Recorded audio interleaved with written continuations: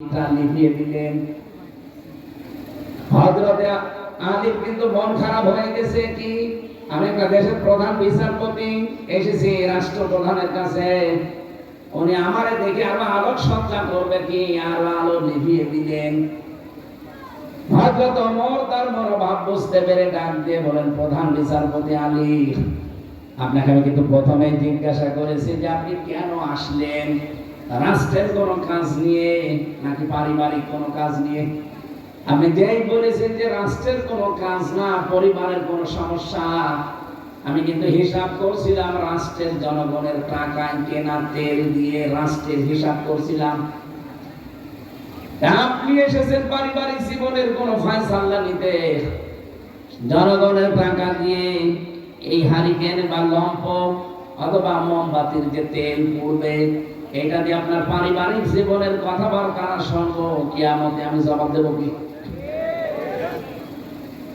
হযরত আলী বলেন, কথাটা শোনার পরে তার প্রতি ভক্তি শ্রদ্ধা যা ছিল আমার আরো বেড়ে গেল। কি চিন্তা নিয়ে তিনি ছিলেন একটা রাষ্ট্রের প্রধান, বাংলাদেশে 1628 জন মানুষ দায়িত্বে ছিল। আল্লাহর কসমে 54 বছর আমি বাদ দিলাম, শুধুমাত্র 5 বছর যদি এই টেন্ডেন্সি নিয়ে এই 1628 জন মানুষ দায়িত্ব পালন করে দেখাতো, এ দেশটা মিনি জান্নাত হয়ে যেত। এরকম মানুষ আমরা পেয়েছি, হ্যাঁ পেয়েছি। মাওলানা মতিয়ার রহমান নিজামী তার ভেতরে একজন। রাষ্ট্রের দায়িত্ব, মন্ত্রণালয়ের দায়িত্ব পালন করে 26 টাকা বেঁচেছিল, এটা ফেরত দিয়েছে। হযরত ওমরের একেবারে অরিজিনাল উত্তরসূরি না আলী হাসান মোহাম্মদ মুজাহিদ রহমাতুল্লাহ আলাইহি, রাষ্ট্রের দায়িত্ব পালন করতে গিয়ে অণুবীক্ষণ যন্ত্র দিয়ে 4 আনা দুর্নীতি খুঁজে পাওয়া যায়নি। এই ধাঁচের মানুষগুলো মাত্র 1628 জন যদি তৈরি হয়ে যেত, এই দেশটার জন্য 54 বছর লাগার কথা না, 54 দিনে দেশ জান্নাত হয়। আমরা ওই রকম বিষয় চাই না। এটা আমার প্রথম এবং শেষ ফাইনাল কথা এটাই, আপনাকে পবিত্র হওয়ার জন্য কোরআনে কারিমের কাছে আসা লাগবে। আর এটা দিয়ে যদি একেবারে পুঙ্খানুপুঙ্খানু ন্যায় বিচার দেখতে চান, তাহলে কোরআনের বিচার ব্যবস্থা, শিক্ষা ব্যবস্থা, স্বাস্থ্য ব্যবস্থা এগুলো দেখাতে হবে, তাছাড়া সম্ভব না। আল্লাহ রাব্বুল আলামিন আমাদেরকে বাস্তব জীবনে যেন আল্লিমুহুমুল কিতাব এর একটা প্রেক্ষিত, এর একটা মানে রাস্তা কিন্তু সামনে আল্লাহ তৈরি করে দিয়েছে। এখন বাংলাদেশের মানুষ চাইলেই সম্ভব কিতাবের শিক্ষা ব্যবস্থার সামনে জারি করার ব্যবস্থা করা।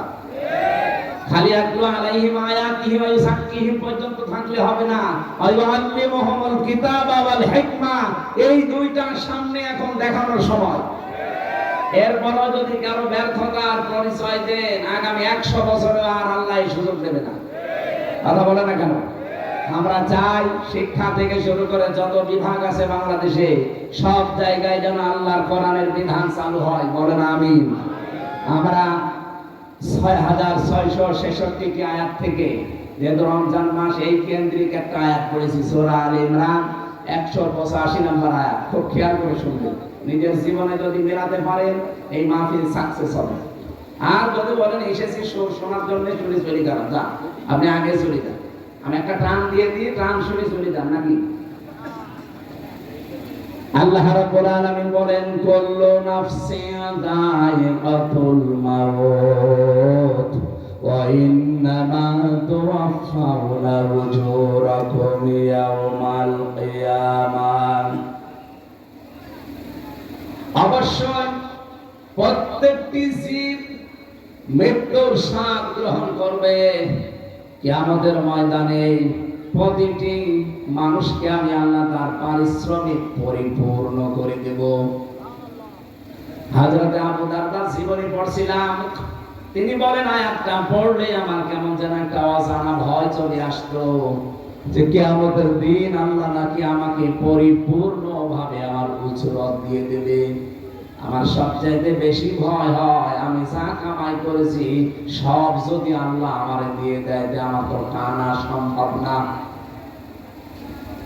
দুনিয়ায় বাবার বোঝা সন্তান বহন করতে পারে, সন্তানের বোঝা বাবা বহন করতে পারে, আল্লাহ পাক বলেন ওয়ালা তাসিরু ওয়াসিরাতু বিজরা উখরা, কিয়ামতের ওই ময়দানে কেউ কারো বোঝা বহন করবে না।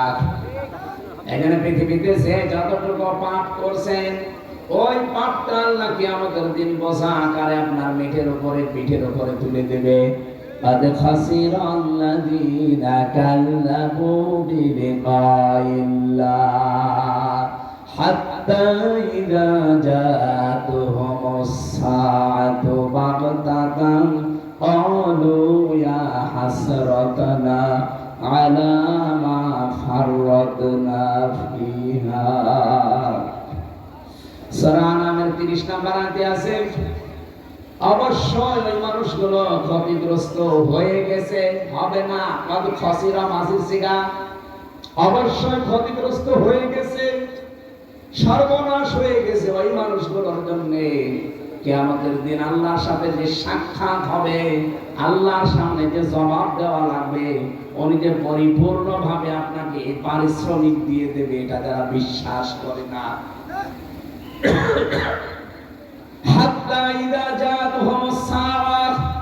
হঠাৎ করে যখন তাদের সামনে মরণ চলে আসে, এখানে সাতুনের অর্থ দুইটা। এখানে আলেম যারা আছেন সাতুনের অর্থ ভালো করে মিলাবেন দুইটা। এক নম্বরে সাতুন মানে মৃত্যু, দুই নম্বরে সাতুন মানে কিয়ামত। এটা মরণ হতে পারে, কিয়ামত হতে পারে। মরণের পরে বা কিয়ামতের পরে ময়দানে মাহশারে এই মানুষগুলোর সামনে যখন আমল নামাটা আল্লাহর সামনে তুলে ধরবে, পাপের বোঝাটা, হঠাৎ ওই মানুষগুলো আল্লাহকে বলবে ক্বালু ইয়া হাসরাতানা, আফসোস আলা মা ফাররাতনা ফিহা, পূর্বে যা পাঠিয়ে রেখেছিলাম ওইটার দিকে তাকাবে আর আফসোস করবে আমি কেন পাঠালাম এটা। এতটুকু আল্লাহ যদি শেষ করে দিতেন আমি আয়াতটাই পড়তাম না। এর পরের শব্দটা আমাদের জন্য অহুম ইয়াহমিলুনা আওসারহুম আলা দুহুরিহিম আলা সামা ইয়াজিরুন। রব্বুল আলামিন বলেন ও মানে এবং হম মানে তারা, ইয়াহমিলুন এটা হামালা, ইয়াহমিলু মানে বহন করা। এটা মজারে বর্তমান ভবিষ্যৎ প্রেজেন্ট ফিউচার। ঝাড়ের বহু বচন ঝাড়, জোহর মানে পিঠ, হম মানে তাদের। আল্লাহ বলেন কিয়ামতের ওই কঠিন ময়দানে যখন তার পিঠের উপরে তার পাপের বোঝা সমূহ চাপিয়ে দেব, এদিকে খেয়াল করুন। আল্লাহ কিন্তু ঝাড় দেননি, আওঝার দিয়েছেন। প্রশ্ন আসতে পারে আমি এখন 33 বছর বয়সের মালিক, কত আমার এই 33 বছর বয়সে আমি যত অপরাধ করেছি, একটা বান্ডিল বেঁধে বোঝা আকারে আমার পেটের উপরে তুলে দিলে এটা ঝাড় হয় 1 বছর। দাও ঝাড় দিলেন কেন? তাফসিরে মাযহারি মুফাসসির লিখেছেন আওঝারের ব্যাখ্যায় আমি হয়তো 33 বছরে মারা গেলাম, কিন্তু এমন এমন কাজ আমি দুনিয়ায় জারি করে গেলাম যেটা গোনায়ে জারিয়া।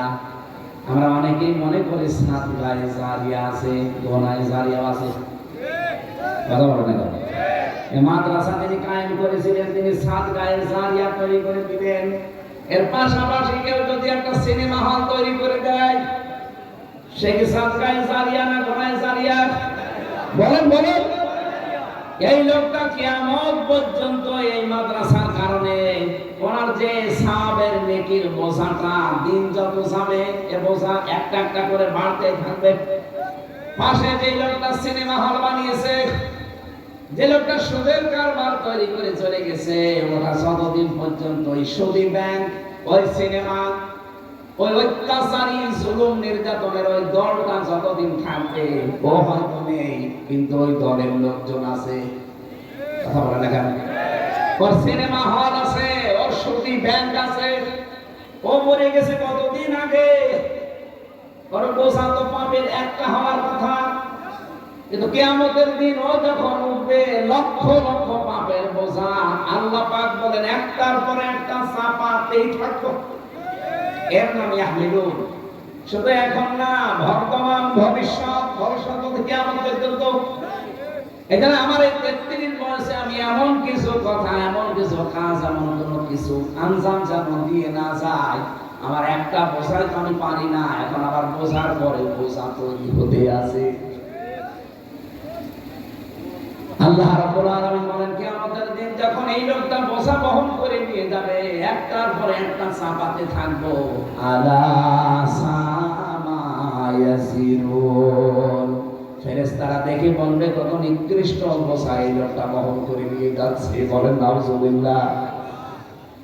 আজকে হয়তো একজনকে হত্যা করে রাস্তা দিয়ে গেলে আপনাকে মানুষ খুনি বলে তাড়া দেবে, ধর্ষণ করে গেলে ধর্ষক বলে তাড়া দেবে। এখন কি এমনকি বাংলাদেশে এখন যে পজিশন, ধর্ষণ করে যদি আপনি ছেড়ে যান আর আপনার পক্ষে যদি কোনো উকিলও দাঁড়ায়, জনগণ সে উকিলকেও পিটিয়ে মেরে ফেলে। এই যে আয়েশা নাকি আসিয়া, এই মেয়েটাকে যারা ধর্ষণ করেছিল, ওই ধর্ষকদের পক্ষে যে উকিল দাঁড়িয়েছে, ওই উকিল পর্যন্ত পিটানি খেয়েছে। এই লোকটা ধর্ষক, আপনি ওর পক্ষে দাঁড়ালেন কেন? ওকালতি করার জন্য। এই জন্য উকিলও মার খায়। কিয়ামতের দিন আপনি পাপের বোঝা বহন করে যখন নিয়ে যাবেন, ধর্ষককে দেখলে মানুষ ধর ধর, ধর্ষক যাচ্ছে যেমন তাড়া দেয়, খুনিকে দেখলে খুনি যাচ্ছে ধর তাড়া দেয়, চোর দেখলে চোর যাচ্ছে ধর তাড়া দেয়, ছিনতাইকারী দেখলে বলে ছিনতাইকারী যাচ্ছে ধর তাড়া দেয়। কিয়ামতের দিন ফেরেশতারা বলবে ধর, পাপের বোঝা নিয়ে যাচ্ছে। আমি নিজের সাথে এবার মিলাম তো আপনারা, আমার 33 বছরে আমি মিলালাম। মাওলানা আজিজুর রহমান ওনার 60 বছরে মিলাদ, জাহাঙ্গীর হোসেন ওনার 60 বছরে মিলাদ। কিয়ামতের দিন আমরা যা করেছি কিন্তু আল্লাহ আমার পিঠের উপরে তুলে দেবে, যাই করেন। পাপের বোঝা যদি আল্লাহ তুলে দেয়, ফেরেশতারা যদি বলে দেখ কত নিকৃষ্ট বোঝা হামজা বহন করে নিয়ে যাচ্ছে, ওই সময়ের যে লজ্জা আমি কার কাছে দেবো বলেন? লজ্জা যেন না লাগে সেই সময় এখনই। এখনো সূর্য পশ্চিম দিকে ওঠে নাই, এখন আবার মরণের গড়গড়ানি শুরু হয়নি, সুতরাং পরিবর্তন হওয়ার সুযোগ নেই। বলেন বলেন, এখনই সময় পাল্টান। শয়তান তো বাধা আছে, শয়তান তো আপনাকে ধোঁকা দিতে পারবে না, বাধা নেই।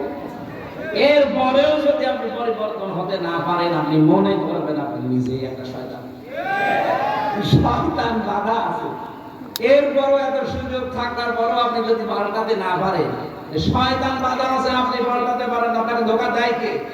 তারপর আপনি নিজে একটা শয়তান। কথা বলেন না কেন? আপনার থেকে তো এখন আমার মনে হয় আশ্রয় চাওয়া লাগবে। আমরা আউযু বিল্লাহি মিনাশ শাইতানির রাজিম বলি, এখন বলা লাগবে আউযু বিল্লাহি মিনাজ যশোর তো বলা যাচ্ছে না। এই জন্য আমরা এই মুহূর্তে সিদ্ধান্ত নেওয়া লাগবে, কিয়ামতের দিন আল্লাহ প্রত্যেককে তার উজুরত যা করেছে লোকটা একেবারে পুঙ্খানুপুঙ্খানু দেবে, কোনো কম বেশি নেই। ফামান যুহজিহা আনিন নার, খুব কঠিন শব্দ। আমি ব্যাখ্যায় পড়তে গিয়ে আমি নিজে আশ্চর্য হয়ে গেছি, এর আগে আমি এভাবে বুঝি। ফামান যুহজিহা, আল্লাহ রাব্বুল আলামিন বলেন যেই লোকটাকে বাঁচিয়ে দেওয়া হবে, যুহজিহা আনিন নার, জাহান্নামের আগুন থেকে বাঁচানো হয়েছে না বাঁচানো হবে? বলেন বলেন। তার মানে পরীক্ষা আমাদের সবার সামনে আছে। ফামান যুহজিহা আনিন নার, যে লোকটাকে জাহান্নামের আগুন থেকে বাঁচানো হবে, ওয়াউদখিলাল জান্নাতা ফাকাদ ফাজ, এবং তাকে জাহান্নামে প্রবেশ করানো হবে না করানো হয়েছে? করানো হবে। যে লোকটাকে জাহান্নামের আগুন থেকে বাঁচানো হবে, জান্নাতে প্রবেশ করানো হবে, ফাকাদ ফাজ, সেই লোকটা সফল। তাহলে সফলতার মানদণ্ড এই দুনিয়া না, সফলতার মানদণ্ড হচ্ছে কিয়ামতের ময়দানে যাকে আল্লাহ জাহান্নাম থেকে মুক্ত করে জান্নাতি বলে ঘোষণা দিয়ে দেবেন। দ্বিতীয় ব্যাখ্যা কি? এটা তো আখিরাতের ব্যাখ্যা গেল। তৃতীয় ব্যাখ্যা কি? আরেকটা ব্যাখ্যা আছে ফি জিলালিল কোরআনে, মুফাসসির লিখেছেন দুনিয়ার জীবনে আল্লাহ তাকে জাহান্নামের কাজগুলো আস্তে আস্তে ছেড়ে দেওয়ার তৌফিক দেয়, আর জান্নাতের কাজগুলো আস্তে আস্তে করার মতো সুযোগ দেয়। ফাকাদ ফাজ, সেই লোকটার জীবন সফল। আপনি আবার ভাবেন, রমজানের আগে যেমন ছিলেন রমজানে অবশ্যই তেমন নেই, পাল্টিয়েছেন কিছু। বাকি 11 মাস যদি এভাবে পাল্টিয়ে পাল্টিয়ে আপনার জীবন শেষ করতে পারেন, আপনি মনে করবেন আপনার জীবনকে আমার আল্লাহ ফাকাদ ফাজ, সফলতার দ্বার প্রান্তে পৌঁছিয়ে দিচ্ছে। আর যদি মনে করেন না, আগে 2টা বিড়ি খাতাম, এখন রোজার পরে 4টা করে খাচ্ছি, তাহলে মনে করবেন আমি জান্নাতের থেকে আস্তে আস্তে জাহান্নামের দিকে এগিয়ে যাচ্ছি।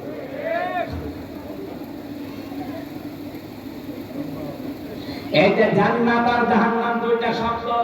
একটা প্রথম জাহান্নামের একটা নাম আছে নার। জাহান্নামের নাম কি?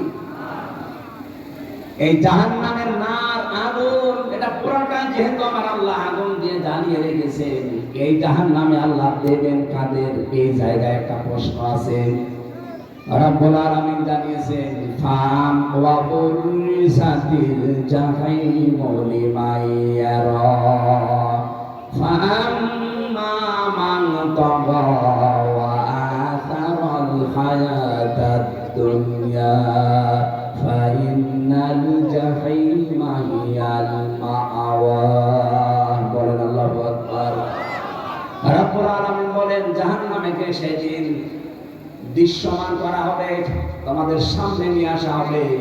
পৃথিবীতে যারা সীমা লঙ্ঘন করেছে এই মানুষকে, আর দুনিয়ার জীবনকে যারা এসার করেছে, প্রাধান্য দিয়েছে, অগ্রাধিকার দিয়েছে, এই 2টা গুণ যাদের দুনিয়াতে ছিল তাদের এই জাহান্নামে দেওয়া হবে, আর জাহান্নাম হবে তাদের আশ্রয়স্থল। বলেন নাউজুবিল্লাহ। সূরা নাবার ভেতরে পেয়েছি, ইন্না জাহান্নামা কানাত মিরসাদা লিত্তাগিনা মাআবা লাবিসিনা ফিহা আহকাবা। অবশ্যই জাহান্নাম একটা গোপন ফাঁদ, এটা একটা ঘাঁটি। এই ঘাঁটিতে আল্লাহ কাদেরকে দেবেন? লিত্তাগিনা মাআবা, পৃথিবীতে যারা সীমা লঙ্ঘন করেছে আর যারা অস্বীকার করেছে। নবীকে বললেন, কুল্লু উম্মতি ইয়াদখুলুনাল জান্নাহ, আমার প্রতিটি উম্মত নারী হোক আর পুরুষ হোক প্রত্যেকেই জান্নাতে যাবে। ইল্লা মান আবা, শুধু যারা আবা তাদেরকে জান্নাত আল্লাহ দেবেন না। সাহাবী বললেন, হে রাসূল, আবা কারা? ইলা ইয়া রাসূলুল্লাহ মান হুম মান হিয়া আবা, আবা কি জিনিস? নবীজি বললেন, মান আতাআনি দাখালাল জান্নাহ ওয়া মান আসানি দাখালান নার। ফাকাদ আবা। হাদিসের শেষ অংশের ব্যাখ্যা হচ্ছে এটা, এই পৃথিবীতে যেই লোকটা আল্লাহর রাসূলের আনুগত্য করে চলবে, এই লোকটা নবীদের সাথে জান্নাতে থাকবে। যারা আল্লাহর রাসূলের আনুগত্য করে চলে না, তার নিয়ম নীতি দেখে চলে না, এই মানুষগুলো আবা। আর আবা যারা, অস্বীকারী যারা, এই মানুষগুলো জাহান্নামী। বলেন নাউজুবিল্লাহ। আমাদের শিক্ষা এখান থেকে, আমরা আবার আবা হয়ে যাচ্ছে না তো। কুল্লু উম্মতি ইয়াদখুলুনাল জান্নাহ, নবীর প্রতিটি উম্মতি জান্নাতে যাবে, শুধু আবা ছাড়া। আর জাহান্নামে যাওয়ার যে গুণগুলো সংগ্রাম, তার ভেতরে অন্যতম একটা গুণ, তারা আবা হবে। আবা মানে অস্বীকারী। কি অস্বীকার করে? সত্যকে সত্য জানার পরেও যারা অস্বীকার করে, এই মানুষগুলো হচ্ছে নবীজির ভাষায় আবা। আর জাহান্নামের বর্ণনা দিতে গিয়ে আমার আল্লাহ এটাই জানিয়েছেন, লিত্তাগিনা মাআবা। পৃথিবীতে যে মানুষগুলো সীমা লঙ্ঘন করেছে আল্লাহর, দুনিয়াতে যারা অস্বীকার করেছে আল্লাহর বিধানকে, লাবিসিনা ফিহা আহকাবা, চিরস্থায়ী ভাবে এই মানুষগুলো জাহান্নামের এই ঘাটির ভেতরে উপস্থিত থাকবে। আর যশোরবাসী, জাহান্নামে যাওয়ার এখানে আমরা 2টা গুণ কিন্তু পেয়েছি অলরেডি। নারী হোক আর পুরুষ হোক, আমরা তো যা দেখতে পাই অধিকাংশ আমরা এই 2 গুণের ভেতরে আছি। 1 নম্বর, আমরা সীমা লঙ্ঘন করছি খুব বেশি। এই রমজানুল মুবারক অনেকের সীমা লঙ্ঘন থামেনি। প্রতিটি জিনিসের একটা বর্ডার আছে। এই যে যশোরের বেনাপোল বর্ডার না, এই বর্ডার পার হতে হলে আপনাকে অবশ্যই পাসপোর্ট এবং ভিসা থাকা লাগবে। এমনি পার হয়ে যান, বিএসএফ গুলি করে মেরে ফেলবে। আল্লাহ পাক বলেন আমার একটা বর্ডার আছে, আমার বর্ডার বাংলাদেশে প্রায় বর্ডার আছে 22টা, এটার ভেতরে বেনাপোল একটা, আর আল্লাহর বর্ডার 23টা। কয়টা? হ্যাঁ, 8টা। না না, আল্লাহ বর্ডার একটা কে বলতে না, আল্লাহ বর্ডার 500টা। এই কোরআনে আল্লাহ বর্ডার দিয়েছেন 500। কয়শো? রমজানুল মুবারকে আমার আল্লাহর বর্ডার কি শুধু না খেয়ে থাকলে যদি আপনার রোজা হয়ে যেত। আমি যে হাদিস পড়েছিলাম এবার আলেমদেরকে বলছি, নবীজি কিন্তু আসিয়ামু আজিজি বিহি দিয়েছেন কি? আসসাউমুলি ওয়া আনা আজিজি বিহি। সিয়াম আর সাওমের ভেতর পার্থক্য কি? সিয়াম হচ্ছে ধারাবাহিক, কন্টিনিউ, একটার পর একটা আসবে। আর সাওম কিন্তু শুধুমাত্র ধারাবাহিকভাবে আসবে না, এটা পালন করে আপনাকে হক আদায় করে ওই মানে যেতে হবে। এই জন্য অন্যান্য নবীর উম্মতদের উপরে সিয়াম ফরজ ছিল। কি ছিল? আমার এই কথাটা সবাই হয়তো বুঝবেন না, এখানে বোঝার মতো কিছু মানুষ আছে, তাদের জন্য এটা আলাদা বলছি। সিয়াম আর সাওম এক জিনিস না। পৃথিবীতে যত নবীর উম্মত ছিল তাদের উপরে সাওম ফরজ ছিল না সিয়াম? বলেন বলেন। কুতিবা আলাইকুমুস সিয়াম, তোমাদের উপরে রোজা ফরজ করে দিলাম, লিখে দিলাম। কামা কুতিবা আলাল্লাযিনা মিন ক্বাবলিকুম, তোমাদের পূর্বে যারা ছিল তাদের উপরে এই সিয়াম কি ছিল? বলেন বলেন। এটা যেহেতু কন্টিনিউ আসে, ধারাবাহিক, একটার পর একটা চলে আসতে থাকে। আপনি দেখবেন অন্যান্য নবীর উম্মতদের সিয়ামের সাথে আমাদের সিয়ামের মিল নেই। কি? ইহুদিরা মুসাফির উম্মত বলে যারা দাবি করেন, ওরা পৃথিবীর এখন সবচেয়ে বড় নিকৃষ্ট জাতি। ওরা মানুষকে ধোঁকা দিয়ে বোকা বানিয়ে দুনিয়া থেকে বিদায় করে দিচ্ছে। ফিলিস্তিনে যুদ্ধবিরতির নাম দিয়ে মুসলমান শিশুদেরকে, নারীদেরকে ঘরের ভেতরে ঢুকিয়ে বোম বাস্টিং করে দুনিয়া থেকে বিদায় করে দিচ্ছে। এদের মতো ধোঁকাবাজ, এদের মতো অপকর্মকারী পৃথিবীতে আর নেই। এই পৃথিবীর যত বড় বড় অপকর্ম সব মূল হোতা ইহুদি। আপনি দেখেন সেই ওদের জন্ম থেকে শুরু হয়েছে। এই যে বিড়ি, যদিও দর্শক মন্ডলীর কথা বলে ঠিক না, সব তো এখানেই হয়। এর পাশে হয় না নামারে, নামার না বেনাপোলে হয় না। এই যে বিড়ি, এটার দ্বারা যে কত রকমের ক্ষতি হয়, কমপক্ষে 5টা ক্ষতি তো আপনার শরীরে হয়। তার ভেতরে একটা আপনার কলিজা নষ্ট হয়ে যায়। এটা মানেন তো নাকি? বিজ্ঞান দ্বারা প্রমাণিত পৃথিবীতে একটাই মাত্র খাবার, যে খাবার বিক্রি করার আগে তার গায়ে লিখে দেওয়া লাগে যে এটা নিষিদ্ধ। নাম কি? বিড়ির আগে লেখা নেই, সতর্ক বার্তা লেখা নেই, যেটা খেলে কি হয়? ক্যান্সার হয়। সেটা যেহেতু এই জেলায় তৈরি হয় আর আমি যেহেতু আছি, এই জন্য বেশি ফতোয়া দিতে পারছি না, হালকা পাতলা বলছি। এই যে বিড়ি, এর মূল হোতা আবিষ্কারক যারা প্রথমে এই পৃথিবীতে বিড়ি বানিয়েছে ইহুদিরা। কারা? আপনি যত অপকর্ম, সে বড় হোক ছোট হোক, এর মূলে দেখবেন ইহুদিরা। পৃথিবীতে মানুষ মারার তালিকায় এখন ইহুদিরা। রোজা অবস্থায় হাজারো মুসলমান এখন পৃথিবীতে দোয়া করছে, রব্বুল আলামিন মরণ আমরা নিতে রাজি আছি, আমাদেরকে মরণ দাও, তবে এইভাবে ইহুদিদের হাতে অপমান করে আমাদের মরণ দিও না। ওরা যা আরম্ভ করেছে, ওদের পতন না দেখা পর্যন্ত তুমি আমাদের মৃত্যু দিও না। পৃথিবীর নিকৃষ্ট জাতি ইহুদি, অবিশ্বস্ত জাতি ইহুদি, আল্লাহর ভাষায় গায়রুল মাগদুবি আলাইহিম ওয়ালাদ-দাল্লিন। এই জাতিরাও রোজা রাখে কিন্তু ওরা সেহরি করে না। খ্রিস্টানরা রোজা রাখে, ইফতারি করে না। মুশরিক যারা আমাদের এই দাদা বাবু হিন্দুরা, ওরা রোজা রাখে কিন্তু ওরা উপবাস থাকে, সেহরিও করে না, ইফতারও করে না। এর আগে যত নবীর উম্মত দেখবেন আমি প্রায় 70টা লিখেছি এখানে।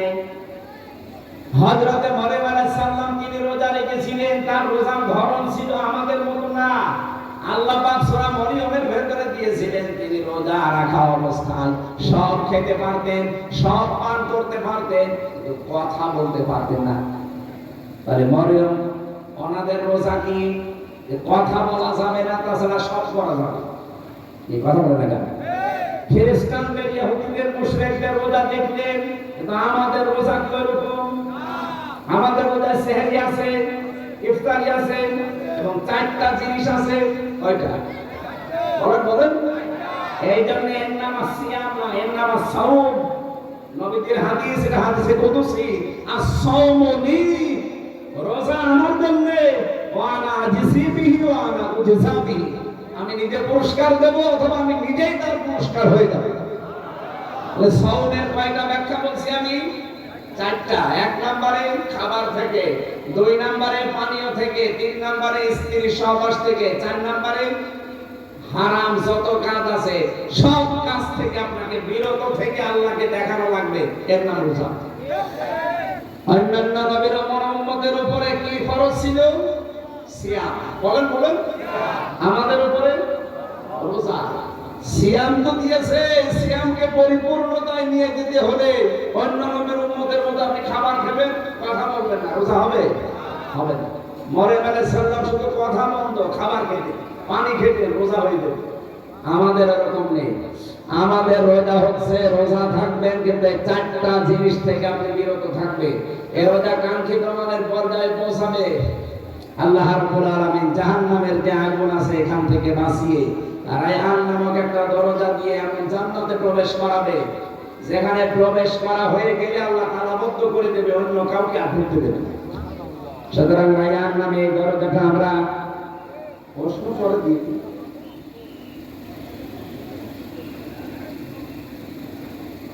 এতক্ষণে না কি করে উঠি, এতক্ষণ যদি না ধরে থাকে আর আমি পারি না তো এটা।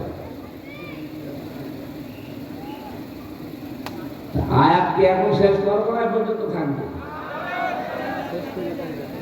হ্যাঁ, শেষ করে দেবো। বলতে তো আমিও চাই আমার হায়াতুদ দুনিয়া ইল্লা মাতাউল গুরুর আছে। আমিও বলতে চাচ্ছি চিঠি দিচ্ছে বারবার, কি করবো?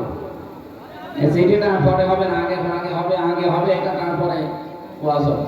5 মিনিট আপনাদের যার কাছে যা ছিল, রমজানে আপনার মাওলানা রবিউল বলছিল না 1 টাকা 70 টাকা, সুতরাং 1 টাকা থাকলেও অন্তত অন্য মাসের তুলনায় 70 টাকা দিয়ে যাবে। যারা যাচ্ছে এই 5 মিনিট দেন, 5 মিনিট দেন, তারপরে দেন। এগুলো আমাদের করাবেন না, আমি জানি না। কালেকশনের মাহফিলে আমাদের